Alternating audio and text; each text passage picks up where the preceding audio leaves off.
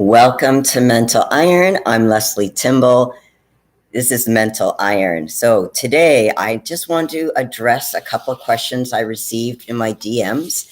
One was from Jake Potts, and Jake had asked me, he said, can you give an example of a basic beginning meal plan template along with some basic recommendations for a solid split routine? I think videos like this are a good recommendation. Also, I think a lot of ladies would like to see what you're eating on your contest diet. Okay, so Jake, I want to answer your question. So basically, a basic meal plan template will actually depend on what your goals are. Are you trying to gain more lean muscle mass? Are you trying to cut down some fat first? It's really important to know your goals before you create your meal plan template. And by the way, anyone who's watching, welcome to the chat. And if you have any questions, just put it in the chat box and I'm happy to address them. Right now, I'm just addressing a question I received from one of the DMs I got about basic meal planning. Now, for a very basic meal plan when it comes to weight loss purposes, so fat loss, it's usually around the 30 to 35% protein and about 30 to 40% carbs, and then 20 to 30% fat. Now, why is there such a range? Again, it depends on your goals. It also depends where you're at. You know, some people only have maybe a few pounds to lose. Some people have a lot more weight to a lot more fat to lose. So that's why the ratios are a little bit more varied. But that just gives you a basic idea. Splits as far as workouts are concerned, that's a great question, by the way, Jake. So your splits are going to really be based on what are the body parts that you want to bring up. So for me, some areas I want to bring up are my shoulders and my legs. So I have 2 days that I do delts and 2 days that I do legs. So I'm not saying that has to be yours. I'm saying if you happen to know your weaker body part, it's good to put that into your plan 2 times a week. Now, I also put in some calves and abs in there as well. I try to do calves. Well, I do calves twice a week and abs twice a week. Sometimes I'll throw in another one, just depending on how I'm feeling that day. But that's really important. So there's different types of splits you can do. Some people like the upper push-pull and then do some other body parts like back and biceps and chest and tries, that kind of thing. But you know, a lot of it's going to depend, like I said, on your goals. Where are you fitness-wise? What would you like to accomplish? What body parts are you trying to bring up? Because that will make a difference on your split. So what I would recommend, Jake, or anyone else who's watching this, get help from a professional coach to be able to tailor something given your needs of where you're at, both from a nutritional standpoint, your age, your fitness level, what your goals are. Now, your goals don't have to be necessarily competing in a show. You know, a lot of times people are saying, well, is this only the information you give, Lesley, is this just for competitors? No, this can be for regular people who just want to be fit. Or let's say they want to get ready for a gathering they're having, or they're having a reunion that they're attending, or they just want to look better for the summertime. Regardless, sometimes people have certain goals or say, hey, I want to lose certain weight. Okay, put a plan in place, have a coach to work with so they can really tailor your exercise and your nutrition based on your goals. Okay, so that's what I would recommend. Now, I had another DM by the name of Alaric87. Alaric, he said, would you be willing to do a discussion on your chat in regards to people who overthink things or analyze everything, or even maybe think ahead and overthink at the same time instead of just worrying about the here and now? Worrying is a great topic of conversation, and thank you for bringing it up, Alaric. So many people get in their heads and they become, you know, that analysis by paralysis. They get stuck. They're not sure what to do because they want to make the right decision. I put that in air quotes, but they're afraid to make the wrong decision. So what do? They think about, should I do this? Should I do that? So they're really torn about which decision to make. And what do they end up doing? They don't do anything because it's like, I don't want to make the wrong choice, so maybe I shouldn't make a choice at all. And then they get stuck. There's no movement and they can't go forward. So here's the thing about making mistakes, guys, and I did a video on this, but I really want to be able to hammer this home. It's okay to make a mistake, because if you make a mistake, at least you tried. That's one. But the second piece, and more importantly, is that you can learn from that mistake. So the next time you make a decision, or you can try to make that decision in a different way, you'll have more knowledge at your disposal of what not to do, and you'll have higher chances of success. We get so indoctrinated in, I don't know if it's society or educational system, that says, don't make a mistake. Don't make an error. We're taught to think if we make a mistake, it's the worst thing in the world because it's going to set us back. Or can it propel you forward? Where's that taught? Okay, well, I'm trying to teach this to you guys. So again, if you make a mistake, that's actually a good thing because you're moving and you can learn from it, versus being afraid to make a mistake and not making any movement. Before you know it, 5-10 years has gone by and you haven't made a decision yet, or you haven't changed anything about your life. So it's really important, guys, to be able to make choices. And yes, you have to live by them, but you can learn from them. And who knows, maybe you make a decision and something goes well for you. Hey, consider that thought. So here's the thing. When we overthink, think about, what is the purpose of overthinking? We have to put some thought into it because we want to make educated choices. Okay, we want to try to minimize the chances of making mistakes because it's more efficient if we can continue making choices that lead us to the desirable path. Okay, I understand that. But here's the thing. When we can't turn our brain off, we can't turn our concerns off, that's when you think too much. And you become paralyzed and you're unable to make that decision or take any action. You become stuck. We need movement in our lives. Even if the movement is a lateral movement, going to the side, and so we don't go forward, don't go back, at least move. Okay? Make a choice, even if it's a small one. That's movement, guys. Now, before you can learn how to stop over analyzing everything, you must get to the true root of the problem. Because keep in mind, people don't worry for the sake of worrying. I know people say, hey, you know what? I grew up a worrywart, or my mom was a worrywart, so I'm a worrywart. I don't know if you guys have ever heard that before. Hey, Kevin, welcome, by the way. Hope you are well. Finally managed to come. But hey, welcome, Kevin. I appreciate you joining me on the live. And Kevin or anyone else, if you have any questions, just feel free to post it in the chat, and I'm happy to address them. Right now, I'm just going over a couple of questions that I got from some DMs. One is overanalyzing. So when you get to the true root of the problem, in this case, we're talking about overanalyzing. We're talking about anxiety here. Often overthinking is a byproduct. Well, it's either anxiety or it's depression. Okay. Now, if this is the case, you can treat your anxiety or your depression. And once you do, that will actually reduce your propensity, your tendency to overthink. Okay. Remember, what is anxiety? It's a response to feeling overwhelmed and not knowing what to do. It's basically saying, I'm lost. I need a GPS. I need a direction. That's what anxiety, if we want to boil it down to a very general sense, is.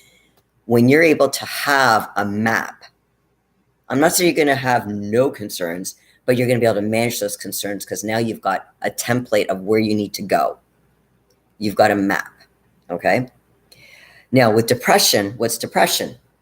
A lot of times, depression is, again, feeling overwhelmed because there's too much stuff going on, and that immobilizes. Because keep in mind, usually when we got a stress, and I don't know if you guys have ever gone through this, but when we have a stress in our lives, it's usually not just one stress.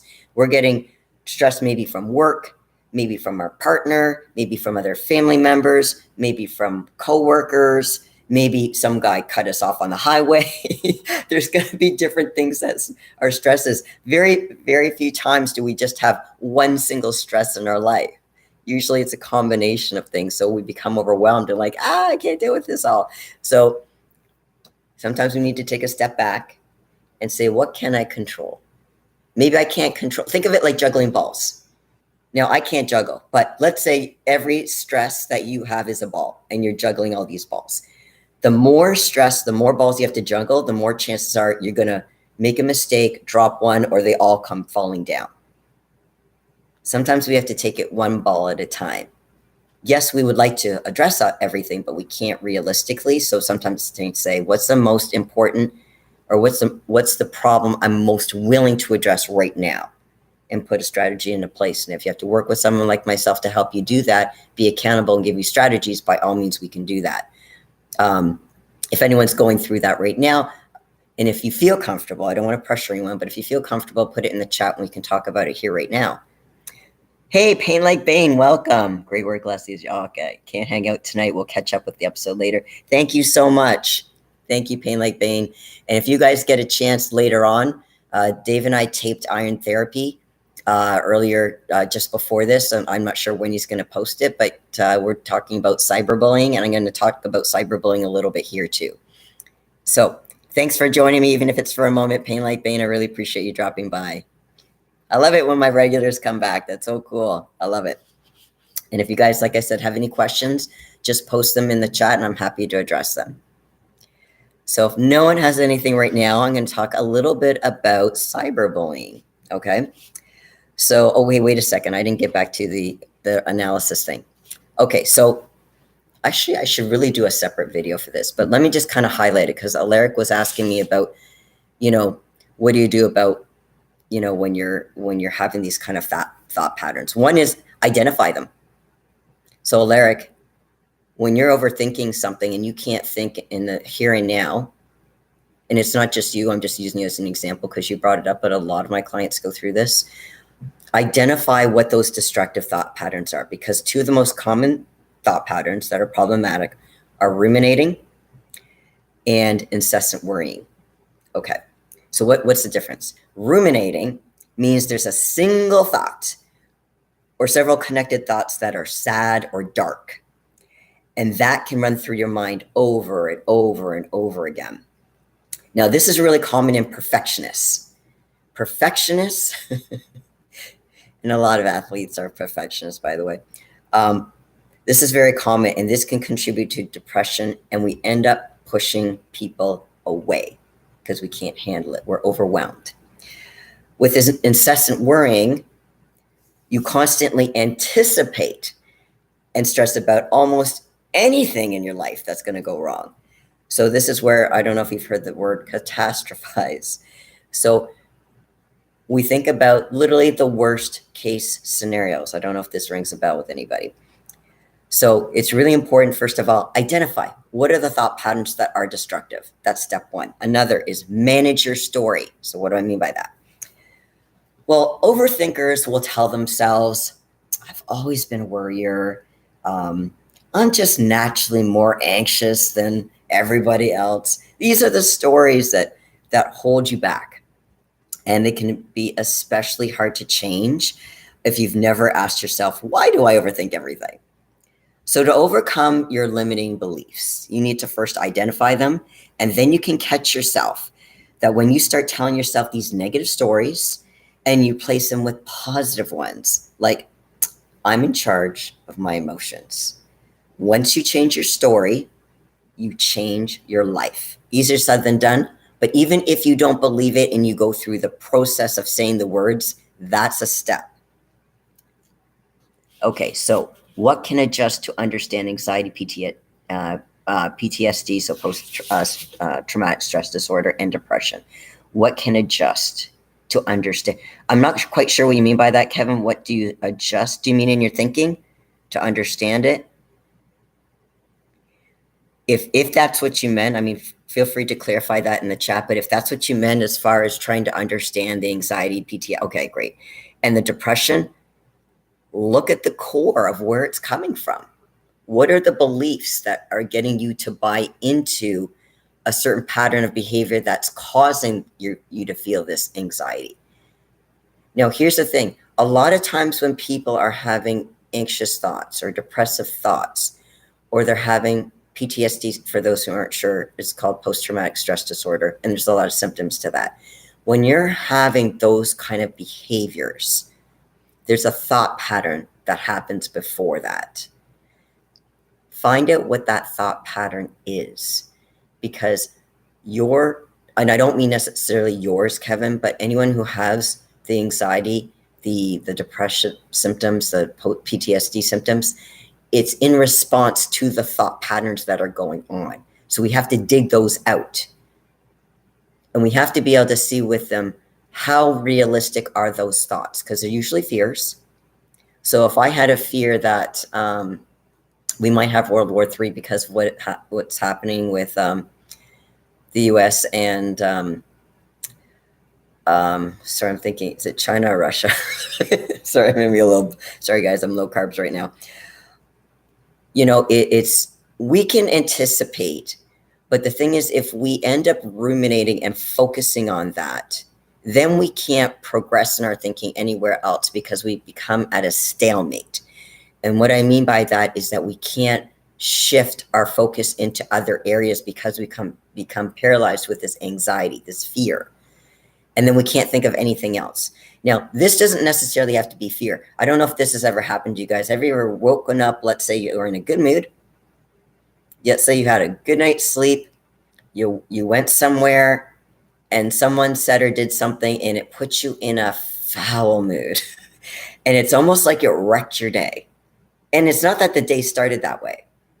So whatever was said or done impacted you in a way that it changed your mood for the rest of the day or a good part of the day. If you've ever had that, it's not a fun thing. But why? Because we ended up ruminating. We ended up focusing on that particular thought. How dare they? Why would they say something like that? We go through a lot of questions in our head. Now, we ask questions, but let me ask you this. How many times do you answer them? This is what I coach my clients. It's important to learn how to answer those questions because you're asking good questions. But it's okay to challenge those thoughts. Just saying, where's the truth to that? How would you answer that question? So if I had something more specific, I can really take you down, a specific route, whether it's Kevin or anyone else that's in the chat, to kind of break that down. So if you want, certainly feel free to post it in the chat. I'm just going to list, in the meantime, I'm going to list some other things that can be done when you get caught overthinking things. Another is learning how to let go of the past.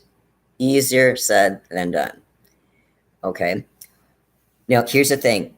When we look at the past, we expend so much energy, so much mental concentration. So it's not just physical, it's mental and emotion on the what ifs or should haves. This should have happened. Or what if I didn't do this, make this choice, or if I didn't meet that person, or if I did this differently. That's what I mean by the what ifs. Those who understand how not to overthink those things in the past, it's learning how to say you can't change the past. We don't have a time machine. Maybe the government does, I don't know. But we don't have a time machine. We can't go back in time and change what's happened. What we do have power over is controlling now, the narrative now. Just saying, you know what? Maybe I messed up. Maybe I made some mistakes in the past. Okay, what can I do about that now? Or are you going to focus on kicking yourself the rest of your life? Okay, so let's say you want to choose to punish yourself. So you want to ruminate, you want to remind yourself of this horrible decision that you made, this mistake, and you end up, let's say you're still paying for it now in some way. Okay, so what's the goal of kicking yourself? Let's look at that. Is it to make sure you don't do it again? Is it because you feel like you deserve it? Because if you're still kicking yourself, and this is years later, I think you already paid the price and it's time to move on. And you have to do something really, really tricky, which is learning how to forgive yourself. Oh, but Lesley, you don't know, so awful what I did. Okay, maybe it was awful. I don't know. You can tell me about it if you want, but let's say it was awful. Are you still doing those awful things? Well, no, I'm not. Okay, so you've made some improvement then. Yeah, because I really feel bad about it. Okay, is that not progress then? Yeah, but I'm worried about, I'm going to do this again. Okay, what makes you think you're going to do it again? Because I've done it in the past. Okay, well, let's put a plan in place so you don't do it in the past and don't do it again. What were the circumstances that led you to make that decision at that time? Let's equip you. If you can go back in time, what would you do differently? Because that's what you're going to do moving forward. So we put tools, we put strategies into place when it comes to dwelling in the past. The idea is not to dwell in the past, it's to take the past, learn from it to propel yourself forward. So you've got, think of it like a kit, safety kit of what you need to do in the future if something similar like that ever happens again. No problem, Kevin. If I didn't answer your question, by the way, completely, just feel free to further ask questions, okay? I want to really encourage that if I'm not covering something, guys, please feel free to ask the question again.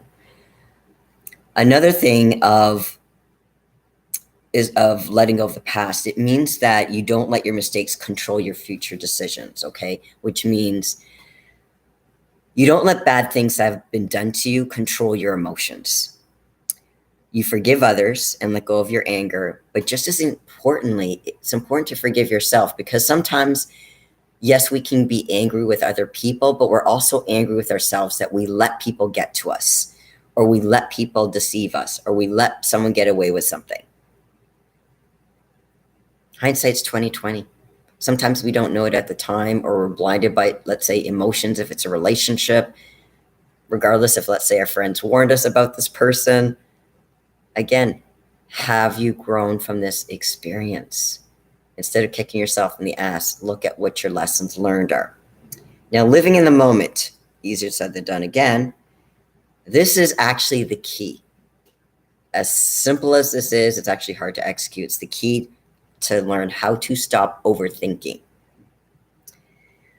So if you can identify overthinking, and again, this is what the causes are as far as what the thoughts are. And you do this before it spirals out of control, and you can take a minute to reset. Take a moment. Instead of letting it escalate, you take a moment, take a little breather. Do some deep breathing if you need to. You breathe and you focus on the moment. What are you hearing and what are you seeing? Use your senses. What are you grateful for? If I asked you, what's going wrong in your day, you could probably list a bunch of things. But if I said, what are you grateful for? You might actually have to take a few extra moments to think about it. At first, it takes an awareness of what is going around me. Now, sometimes if you do daily rituals, like some people do meditation, and condition your brain to be more aware of things, it's called priming. It's getting your body ready. Think of it like a warm-up set before you train, okay? You're warming up. You're getting your brain warmed up, okay, before training it for how am I going to stay focused in the present. Think of it like a warm-up. So when you do these daily rituals, like I said, the meditation or the priming, that can help you retrain your brain to live in the moment. Now, this, like anything, like a muscle, it takes repetition. With repetition, it gets more ingrained in your brain and it becomes a good habit. We can have bad habits, but we can also have good habits. And this is a great way of learning a good habit, of learning how to be in the moment, which I said is the key to being able to stop overthinking. Now, I also mentioned about taking control of your emotions. Again, this is not easy either. But living in the moment doesn't mean burying your negative emotions, okay, guys? It's about mastering your emotions. Okay, you need to acknowledge them and identify, again, like I said before, the root causes of those emotions. So when you're feeling anxious, I want you to dig deep, okay? Because it's about facing your larger fears, such as not feeling in control of your life, not progressing in a way that you'd like it to be, becoming aware of the root causes of your overthinking. If you're able to do that, you can then become more aware and make different choices, and you can make progress to make different decisions to stop it before it even begins. All right, so this is really, really important. Taking control of your emotions. Now remember, with all these strategies, I encourage you guys to do this on your own. If you need help, like I said, do contact me or put it in the chat and I can address it right now. The other is focusing on solutions. Because if you're overthinking, let's say if your overthinking is caused by, let's say, work stress, you might have to rethink your career path, depending on what it is. Let's say you joined a company and initially it was really good. Now, maybe there was a change in management. I don't know if you understand what I mean by the culture of a workplace. That can make all the difference in the world. If the culture isn't a healthy culture that encourages as far as people to communicate and help each other out and be a more positive, welcoming environment, nurturing growth. And there's not a lot of companies. I wish there were more companies out there like that. You might need to either rethink that particular company or even the industry you're in. It's not uncommon for people to actually change careers. And there's, different things that can be done. I just attended a seminar with Tony Robbins, Time to Thrive, and he's put a lot of thoughts in my head about doing some workshops or books, that stuff that hadn't entered my mind before, and now I feel like I can have the tools to be able to do that one day. When I have time, I have to compete first, get that out of the way. Once I retire, then I can focus on that. But I want you to realize that when you focus on solutions, and again, that overthinking is, well, what if my solution isn't the right one? You won't know till you try, guys. Remember I was talking about movement? Even a movement in the wrong direction, and I don't mean intentionally in the wrong direction. If you legitimately made a mistake based on the information you had, then you learn from it. Then you can pivot, and then you can make a better decision next time, okay? But if you don't make any movement at all, how are you going to grow? So think of it like a plant. Let's say you have a small pot, and you put this flower, this plant in it. Assuming it's one of those that really grows, at some point you're going to have to change it out of its current pot into a bigger pot because it's growing. The roots are getting bigger. It needs more space and maybe more soil, assuming you're keeping it indoors, you're not taking it outside. You need a bigger and bigger pot. This is what I'm talking about: growth, our personal growth, our professional growth. It means we're going to get out of our pot. We have to be able to fit into a bigger pot. Are you giving yourself the chance? Are you going to stay safe in your little pot and not grow? It can be scary to grow. Why? Because we think, okay, growth is a good thing. Everyone talks about growth, how it's important to grow. Okay, well, yes, but it's also scary because the unknown. We're often scared of the unknown, and we get stuck because we get in this safe little bubble. At least I know, even though I may not be 100% happy, at least I know what to expect. I know the good stuff, and I know the stuff that's very limiting. We like to know. But what if we venture outside of our little comfort zone? I'm not saying there can't be some negative stuff. I'm not saying there can't be anxiety. But anxiety, fear, it's not usually regarded as something positive. But believe it or not, it can be. So what do I mean by that? I don't know. Let me give you an example. Anyone ever ridden a roller coaster? Now, there are some people who have a deathly fear of roller coasters. I'm not talking about that. I'm talking about people who enjoy roller coasters, but they go on it and they scream their heads off. They're into having a good time, mind you, but they're screaming their heads off. That's a thrilling anxiety. Or the anxiety of, let's say, doing your first bodybuilding competition. So a lot of people are like scared. I remember my first time I was on stage.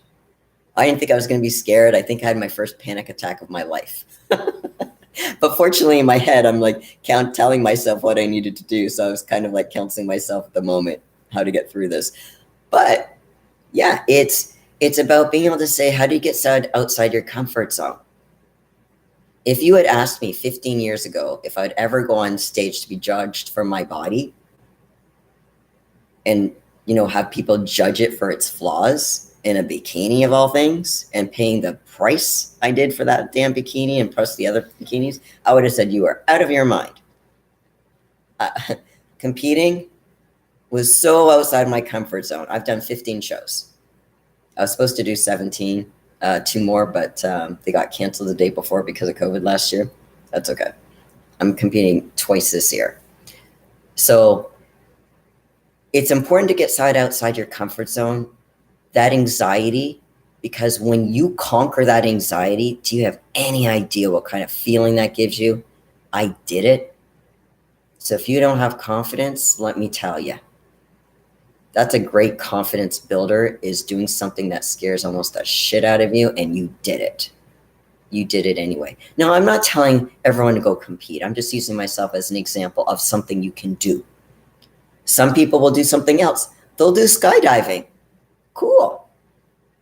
They'll learn maybe a new skill. Doesn't have to be scary. Doesn't have to be like that. But push yourself outside your comfort zone. Let's say you've never, whether it be cooking, whether it's learning a particular hobby, maybe you want to learn how to do photography. It doesn't have to be physical related, guys. Okay, I talk a lot about the gym and stuff, but it doesn't have to be. Push yourself outside your comfort zone, and that is how you get your bigger pot. You push yourself by going into a different pot, learning new skills. And maybe you don't like this pot, but guess what? You go in another pot. You try different things. Sometimes it's trial and error. So remember, when you make any kind of move, especially big moves in your life, that takes guts. It's so easy to not make the hard decisions. So easy. But then you also pay the price because you don't grow. Okay, so keep that in mind. And remember, no one controls your reality but you. Okay, no one controls your reality but you. I think I did a Facebook. I'm on Facebook, so once in a while I do a little saying and I change it, I think once or twice a month. And I think the most recent one I did, or the one I did before, is something about how time flies. The unfortunate thing about life is that time flies. I don't know if it's because of an age thing or whatever, but time flies. It goes really quickly. I can't believe we're already in August. Time flies. But fortunately, you're the pilot. That was the quote. So what does that mean? It means we don't have control over how fast time goes, how fast events go in our life. But as the pilot, we navigate what we're going to do with our time. Are we going to sit there twiddling our thumbs, stressing out? Or are we going to say, you know what? I'm not 100% sure. I've done my due diligence. I'm about 80% sure that this is a good choice. Why not try it and see if it works? If it works, great. And if it doesn't, you can drop it and do something else. But not making a decision ever is going to stunt your growth. All right, so just something to think about. Does anyone else have any questions? I was just addressing the questions I got from my DMs. But if anyone else has any other kind of questions, I'm happy to address them. If not, we can touch a little bit on cyberbullying. So I'm happy to address that if anyone wants to. Now, what do I mean by cyberbullying? Okay. So cyberbullying is basically using the internet or text messaging, it can be text messaging, to intimidate, put down, spread rumors, basically making fun of somebody. Not very nice. So, okay, why do people cyberbully? Well, sometimes it's some sort of insecurity. So they have to protect their egos and they want to feel superior to someone. So in order to feel superior to someone, they put someone else down. I'm not saying this is right, guys. I'm just trying to explain what cyberbullying is and why people do it. Another reason is that sometimes it's a means to gain popularity. So what's the difference between bullying and cyberbullying? Well, bullying is done usually in person. Cyberbullying is behind the safety of a keyboard. Now, the other thing is that with with bullying, you can have a bully where there's no one else around. They will do it in front of other people too. Cyberbullying is always on social platforms. It's taking someone, let's say, with a large following or is well-known, let's say in an industry. They take something that let's say that person said, they can take it out of context, make it into this big thing, and that's how they get their views. So in order to be popular or get, let's say, subscribers or posts or the clicks, we call it clickbait. In order to do that, they have to they use negative stuff. Now, I'm not saying everybody does this. I'm saying there are some people are doing that. And what they do is they capitalize on other people's faults, mistakes, and that's what they use as the bread and butter of their channel. So in order to gain popularity, because keep in mind, there's always going to be people out there that cater to different types of people. So some people like that. They like to know the gossip. I'm not saying it's good. I personally don't, but I'm just saying there is that population that do. But again, when we're looking at why do people cyberbully, this is one of the reasons, to get more clicks. So they get someone to be a target, and they target them, getting all the views. Like I said, they get more clicks, they get more subscribers. So to get that popularity, and remember, a lot of these people get their channels monetized. So the more clicks they get, the better. And that's why they want to get that kind of fiery information. So to bury other people so that they can get more money, basically, with these clicks. Again, I'm not saying this is right. I'm just giving you background. Another is boredom. There are a lot of people who are bored. So they'll be spending time online. They'll see some stuff and they're like, oh, how can I use this on my channel, as an example? I don't know. I can't relate to that. I'm never bored. Despite I trained 3 times by 1 o'clock this afternoon, 1 o'clock today. So I did my fasted cardio. I did a solid 2.5, almost 3-hour weight training session. And then I did a second cardio, all by 1 o'clock today. I've got, despite all the stuff I do, I have, I listen to a lot of podcasts, but they're healthier podcasts. Most of them are bodybuilding. I'll say that. Most of them are bodybuilding, but some of them are not bodybuilding, but they're still really positive. I like them, or they make me laugh. I don't know how people have time to pick other people apart. I like the more uplifting stuff, the more inspiring stuff. That's me personally. But that's how I choose to spend my time, what time I do have. Am I bored? No, because there's always something to do. For me. So if you're bored, like, let me know, because I can certainly help you if you don't want to be bored in doing some things, and maybe some productive things. Do you have to be productive all the time? No, sometimes it's fun to watch if you just want to do some lazy stuff. If you want to do, let's say, watch Netflix or stuff like that, that's fine. I don't have a problem with that. It's okay to relax. But boredom is definitely one of the reasons why some people will cyberbully. Again, some people, not all people. Sometimes they're going through issues. The cyberbully has their own issues. So when they're getting stressed out, what do? They want to pick on somebody else. So I remember seeing this cartoon once where there was this family of a father, a mother, a child, and a dog. So in this cartoon, it showed the father getting yelled at by his boss at work. So obviously that puts him in a bad mood. When he comes home from work, he takes it out on his wife. The wife gets stressed out and takes it out on the child, and then the child kicks the dog. So it has this kind of effect, this domino effect, where it starts from one place and it gets transmitted to other people. Does that always happen? No, but I'm just saying that can be a reason. Cyberbullies are often, not all the time, but often bullied by somebody else in some respect, whether it's bullying or cyberbullying. So they basically prey on other people so they can feel better about themselves because they were picked on. Now, sometimes there's also mental health issues. So in counseling and in psychology, we talk about something called comorbidity. All that means is when you have one condition, there's oftentimes another condition that can be associated with it. So as an example, for cyberbullying, another condition is, let's say, people have problems with aggression or impulsivity or narcissism.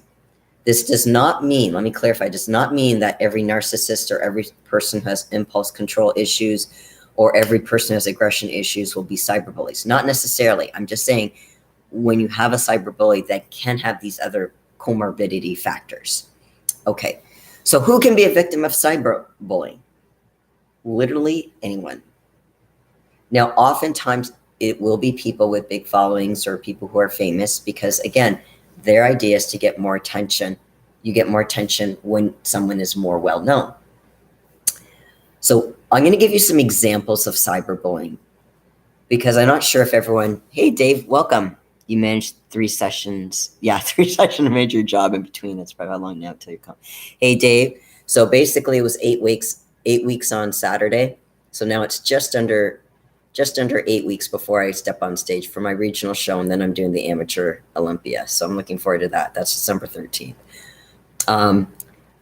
So examples of cyberbullying. Let me give you an example. Someone who's sharing, let's say, an embarrassing video. Let's say if someone on a social network, let's say like, I don't know, Facebook or YouTube, that's not really nice because you're making fun of somebody. You're saying, hey, I saw this clip that someone posted. I'm going to show the world and make a video about how ridiculous they look. Well, that's not very nice. That's not very nice. Because oftentimes they're doing it without the person's permission too, right? They're doing it behind their backs, and they're making fun of them on top of that. Another example of cyberbullying would be sharing a photo and personal information about a person without their consent. That's not cool. If someone trusts you with some with a piece of information, don't go blabbing it to other people. That's not nice. Another is leaving abusive marks about another user in a forum. So sometimes people will pick on other users. Well, again, whether it's the person that's posting or other people, we don't have to be nasty. When in doubt, just ignore it, guys. Just ignore it. Don't give them any kind of airtime. Also, another example of cyberbullying is spreading lies about the person or rumors. Oh, I heard this about this person. Okay, that's going to be more speculation. Now, it's one thing if you're speculating, let's say, who's going to win the Olympiad. That's more kind of fun, but not necessarily at someone's expense. It's to generate excitement about the Olympia or show. It could be anything. I'm just using that as an example. So speculation on that respect, if the motive is looking at the motive, if the motive is more of generating interest in the field, that's a little different, such as who do you think is going to win? Let's say before Tampa just happened, who is going to win? And people are going to have their favorites, which is fine, and it encourages conversation. But to say a competitor looked like shit or they don't have any chance of winning, that's not nice either, guys. That's not nice. That's a form of cyberbullying as well.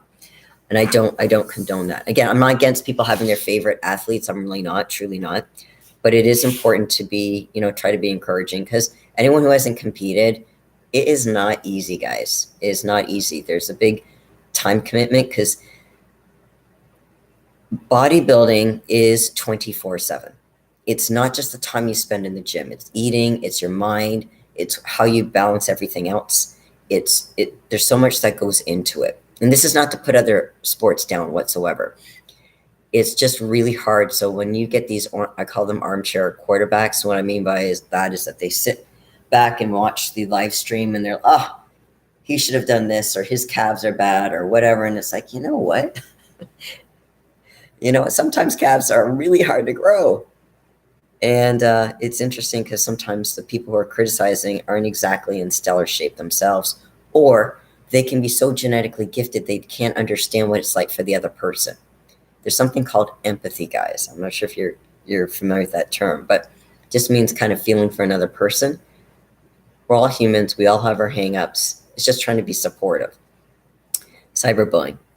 Now, what about people who do recordings and share videos of abusive attacks?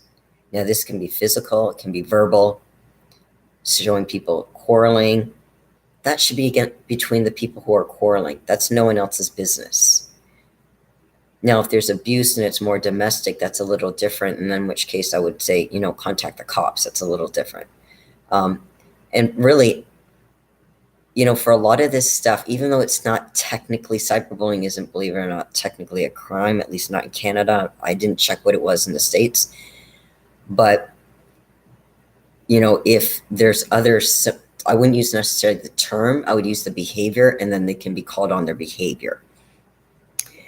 Now, another form of cyberbullying is some people hide and they don't tell you who they are. So what they'll do is they'll create these secondary or third or these bogus accounts and names. They won't even tell you their real name. They hide behind this stuff. Again, not all cyberbullies do this, but what they'll do is they'll hide behind a certain profile. They'll make something up. They'll even have pictures that aren't even them, or they'll do cartoons of some sort, but it's not a person. So they create these profiles, fake profiles on social networking sites to either make fun of someone or damage that person's reputation. It's easier to hide behind the keyboard, as an example. Sometimes they will send threatening or nasty messages to the person. Again, that's cyberbullying. Repeatedly harassing someone in the chat room. Now, I see this happen all the time.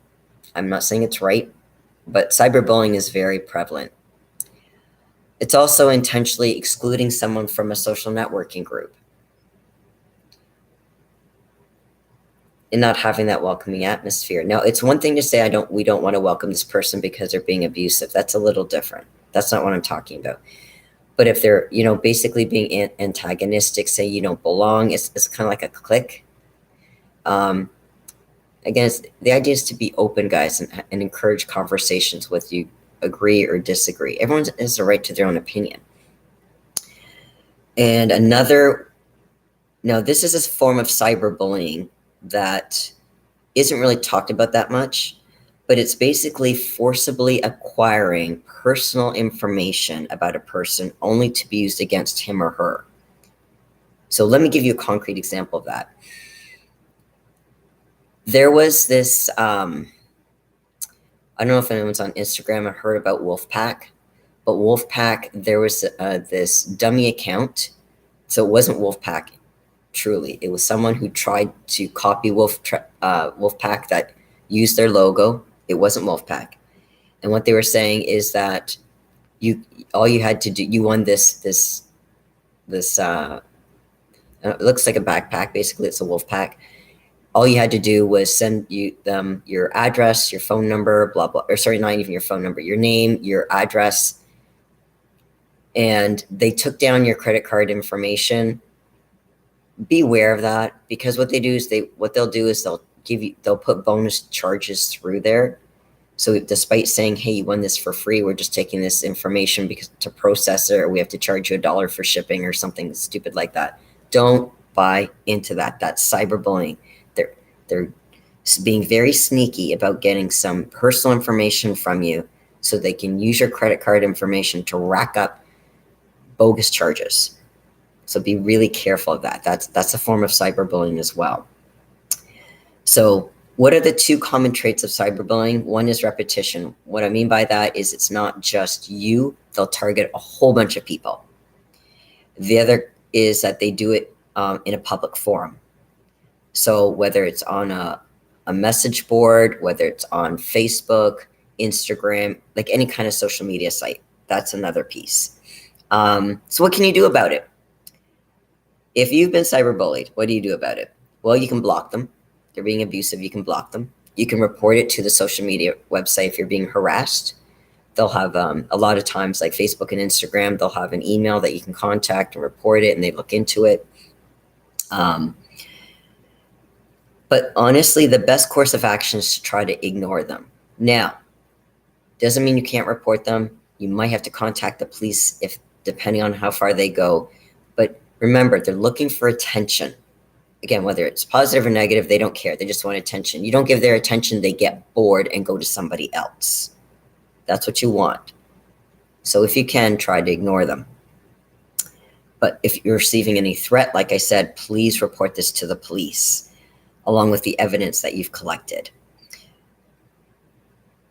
So now let's say, like for kids, when they get bullied, it's important to report, like kids can get bullied, cyberbullied as well. Especially kids are on the phones. A lot of kids actually committed suicide because they were getting cyberbullied, especially over COVID, because they didn't have social networks. They weren't able to connect with people properly. They didn't have stress management techniques. A lot of stuff was going down. I encourage people to report it to the authorities, well, for kids, to their parents, their teachers, basically whomever and however they do it, because this cannot continue. It's not safe. It's not good for them. It's not good for other kids. Sometimes you might need to unplug from social media for a while. Have you ever had burnout where it's kind of like, I'm tired of seeing all the shit that goes on social media, or sometimes even the news? Because let's face it, when you look at the news or when you watch the news, how much of it is positive and how much is negative? Not too much is positive, maybe a couple percentage, but most of it's negative. And it's kind of like, I just need to stay away from the news for a while. Not that I'm trying to be ignorant, but it's just so depressing. I want to be around more motivation stuff. So just unplug. Sometimes it's like taking, like my computer sometimes acts up. So what I do I don't know if you guys remember this, Control Delete. So it's a reset. It boots. It's a reboot. People need rebooting too, guys. And sometimes to reboot, we need to stay away from social media for a period of time, just so we can improve our mental perspective and relieve some anxiety. So that's some of the things that can be done. Now, what if you're the cyberbully? Here's the thing. I get clients who say, you know what, Lesley, I know what I do is wrong. How do I stop myself? It's kind of like I almost can't stop myself. So let's say you're the cyberbully. So first of all, you have to look at your reasons about why you're engaged in this kind of behavior. Because if you're going to change it, you need to know why you're doing the behavior in the first place. Because again, people's reasons will be different. So let's say you're struggling with a mental health issue. So if your mental health is not in good shape, then this might be contributing to your cyberbullying. So make an appointment with your doctor or therapist to discuss options. So let's say you struggle with anger or aggression. You might benefit from some type of anger management program. If you have low empathy for others or identify with the traits of, let's say, being a narcissist, then it'll be harder for you to find that insight and change. However, you could try to channel your energy into different pursuits. And again, this is where a professional can come in. So let's say, for example, if you are cyberbullying someone because it gives you a thrill, is there a hobby that you could take up or a business that you could start that would give you a thrill without consequences for another person, as an example? Now, let's say let's say you don't have any other mental health issues like that. What about if you were a victim of yourself? If you were once a victim of bullying or cyberbullying yourself, and again, this is to a cyberbully, you need to look at your options for change. So it could be that you have unresolved anger that needs to be taken out of the way or taken out in a different way. Because again, this is where my beef with the school system comes into. It's where do people, not just kids, where do people learn anger management strategies? Not in school. They learn how to take out anger in school. I've seen fights in school. I've seen fights on the bus. I've seen fights in the playground, a recess, down in the corridors, in the bathrooms. I see fights everywhere when I was growing up, but it's where do you learn how to fight fair? When are you, this is where sorry guys, I do this every once in a while. I go on this little tangent about how the educational system I feel is failing. But if you feel more powerful when you bully people, okay, and that it helps you to stop feeling like a victim. You may need to work on other ways to improve your sense of self so that you can stop feeling helpless and out of control. After all, you were once a victim yourself, so you know how that feels. So rather than continue that cycle of bullying and victimhood, you have a chance to break the cycle and rise above your past. You'll likely need help to do that, but likely in the form of professional assistance to work through your past. Let's say you had a conflict or a breakup. Here's the thing. Relationships are not easy. So sometimes this is when we can cyberbully. I'm not saying if you guys break up, you're going to become a cyberbully. I'm giving some reasons that if you're a cyberbully, look at your reasons why you're bullying. And if one of those reasons is because of a conflict or a breakup of some sort, we need to look at that. Let's say you're cyber stalking someone, okay, because of conflict you had with them or a bad breakup. It's time to reevaluate your behavior, guys. What do you hope to achieve from cyber stalking somebody? Really? How's it going to help you? You may need the help of a professional to work through your feelings that led to this behavior, okay? What about if you're lonely or isolated, if that's your reason? And that's why you went to cyberbullying, because you were lonely. This falls into the area of people who may feel like the world has passed them by, or that everyone else is out there enjoying life while you're all alone. So it's almost that fear of missing out. In this case, I would help you find ways, or I encourage you to find ways to start building up your in-person social connections. Like join a club, volunteer somewhere, or take up a hobby to meet other people like yourself. If you want that sense of community, there's positive ways of doing that. But a lot of times, the reason people cyberbully is they have too much time on their hands. They're bored. They don't have enough direction. They don't have proper goals. They don't have enough constructive things to do in their day. So they're bored. And let's assume that you're not a psychopath, okay? You need to kind of consider why you think it's acceptable to hurt someone else in exchange for making yourself less bored. Okay, again, this is assuming you're not a psychopath or a narcissist. Because there are lots of people that are bored in this world, but they never cyberbully. So take up a hobby, learn a second language, find something to do, something productive. Again, you might want to set some goals. Maybe you're bored because you've gotten where you want to in life to a certain degree. Let's say you finish school, you have a job, but you still feel unfulfilled. So if you're bored and you're not sure what to do, that's when you end up picking on other people. Sometimes we need to look in the mirror, and that's hard to do. It's really hard to do, because to look in the mirror means I'm not quite where I want to be in life, and I don't know how to get there. So rather than doing the work to figure it out, I'm just going to pick on other people because that's so much more fun and it's easier to do. That's what you're telling yourself. But you're not only hurting another person, you're actually hurting yourself, because again, you're not growing. You're stunting your growth. You're actually moving backwards when you cyberbully somebody. So if you're a cyberbully, those are some things that I would want to work, or I would encourage you to work on. I'm just going to check the chat here for a second. Fights everywhere, Lesley. What kind of places have you been going? Okay. I don't mean now. I'm not saying fight. I'm just like, I meant as a kid, I would see kids fighting on the bus. I would see kids fighting in the hallway, whether it's girls and boys yelling at each other because of relationships, boys roughing each other up after the football game. Like, it's that kind of thing. It wasn't like a New York kind of thing. Okay.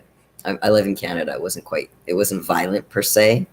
Well, for the most part, it wasn't violent. So I don't participate in fights. I usually avoid them. The only thing I fight is with myself and the iron when I'm working out in the gym. That's what I fight. I fight the iron. I fight the weights. That's my kind of fighting. A different kind of fighting, obviously, but that's my kind of fighting. So if there's nothing else, like I said, if you guys have, and we don't have to keep the topic to just cyberbullying. It's just I was talking with Dave Palumbo about cyberbullying, and that episode of Iron Therapy will go out sometime this week. I'm not sure what day, but it will go out this week. So we can talk about any subject here. I was just using cyberbullying because it was pivoting off of what I was doing with Iron Therapy and answering those 2 questions I got from DMs. If people are watching this video, because I appreciate it's smack dab in the middle of the day, a lot of people are working. If you're watching this after the fact, I am open to topics. So feel free to post them. If you're watching right now, post them in the chat or post them below once I post this video. Once it gets uploaded to my YouTube my YouTube channel, and then just post to say, hey, Lesley, can you do this topic next? Or ask me a question. So, I do Q&As, which question and answer. So if someone asks me a question at the next live that I do, and I do my lives every Monday after my Iron Therapy show, I usually say, okay, so Iron Therapy is usually we go live, but we did tape this time at 2:00. Now, sometimes Dave is late, so I have no control over that. So, but whenever that's done, that I do the live right after that, every Monday. And if it's a holiday Monday, then we don't do Iron Therapy, but I still do my live. So the live, if there's ever an exception to that, I will make a post on my YouTube channel, but count on it being live. I'm happy to address questions live, but like I said, I appreciate a lot of people are at work or can't join in the live. So just post it below. And at the next live, I will answer your questions. Okay. So feel free to do that. And if you like this kind of content, if you have some suggestions for, like I said, some future topics, I'm more than happy to look at those. Also, so you guys know, I do post every Friday a video on a different topic. So it usually gets posted around, I think, Friday, first thing in the morning. So I get people from Australia getting back to me first or watch it first. If you like this kind of content, whether it's the live and the videos, please show me some love. Give me a thumbs up. If you know anyone else who actually likes this content, do spread the word, because I'm horrible at marketing myself. And if you know people who would enjoy it or could benefit from it, like I said, on my YouTube channel, there are other videos that might be helpful for you guys. But again, I am open to talking about new topics. So just post them below and I'll be happy to include them. So I think that's everything. I don't have any other comments, but I want to thank everyone who is watching me live right now. I appreciate you joining me and spending this time with me. Like I said, ask away, give me a thumbs up. Any kind of questions, comments, I'm happy to all of it. Thank you guys for joining me, and I look forward to seeing you guys next week, Monday, after my iron therapy with Dave. So again, it's anywhere between 2:30 and 3 p.m. Eastern Standard Time. Mark, welcome. Thank you, Lesley. Love all your video posts. Thank you, Mark. I appreciate that. Thank you, Kevin. Yes, I'm definitely training hard. Yeah. So today was like 5 hours of training. So yeah. So I'll see you guys next week. And I hope you guys have a great training week. And like I said, post and keep in mind my videos my new videos get posted every Friday. All right. Have a great week, everyone, and go crush it. Remember to keep your mental game on.